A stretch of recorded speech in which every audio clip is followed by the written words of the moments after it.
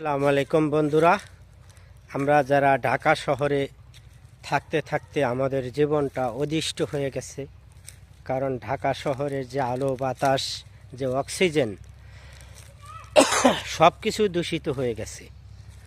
আর এই দূষিত হাওয়ার ভিতরে, দূষিত এই পরিবেশের ভিতরে আমাদের চলতে চলতে আমাদের জীবনটা একদম অদিষ্ট, ক্লান্ত। আপনি একটা জিনিস খেয়াল করবেন, ঢাকা শহরের যে গরম হাওয়াটা, সেটাও আমাদের জন্য খুব একটা উপকারী নয়। আপনি গ্রামে যখন আসবেন, গ্রামের এই মুক্ত হাওয়া, মুক্ত বাতাস আপনি যখন উপভোগ করবেন, আপনার অনেকটাই ভালো লাগবে। শহর আর গ্রামের ভিতরে তফাৎটা আপনি বুঝতে পারবেন। এবং গ্রামের এই সহজ সরল মানুষগুলো কিভাবে এই কৃষি উৎপাদন করে আমাদের খাদ্য যোগান দিচ্ছেন।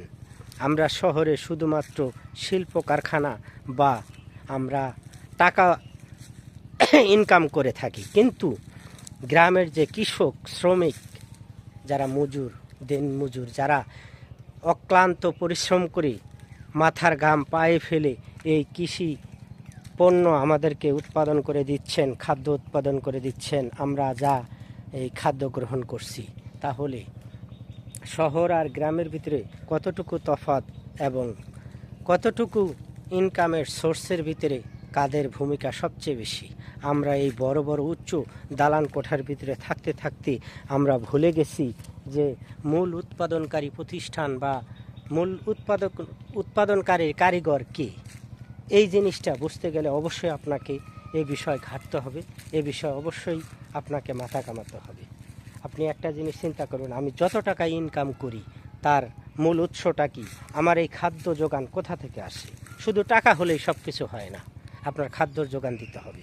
বাংলাদেশে যদি এভাবে আমাদের কৃষি হারিয়ে যায়, অর্থাৎ এই যে কৃষি জমি দিন দিন হারিয়ে যাচ্ছে, বাড়ি ঘর, মিল, ফ্যাক্টরি হয়ে, যখন আমাদের কৃষি জমি শেষ হয়ে যাবে বা যখন এটার ঘাটতি হয়ে যাবে, তখন আমরা কৃষি পণ্য কোথা থেকে আমদানি করব বা কিভাবে আসবে এই কৃষি?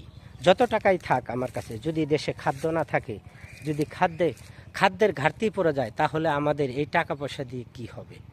তো বন্ধুরা, এই ভিডিওটা আপনারা যারা দেখেন, অবশ্যই আমার এই বিষয়টা চিন্তা চেতনা করবেন একবার, যে দেশে এই ঢাকা শহর এবং গ্রামের ভিতরে কতটুকু তফাৎ, এবং এই ঢাকা শহরের গ্রামের মুক্ত বাতাস থেকে আর ঢাকা শহরের আলহামদুলিল্লাহ, আপনাদের দোয়া ও ভালোবাসায় আমার 3K ডান। সবাই দোয়া করবেন।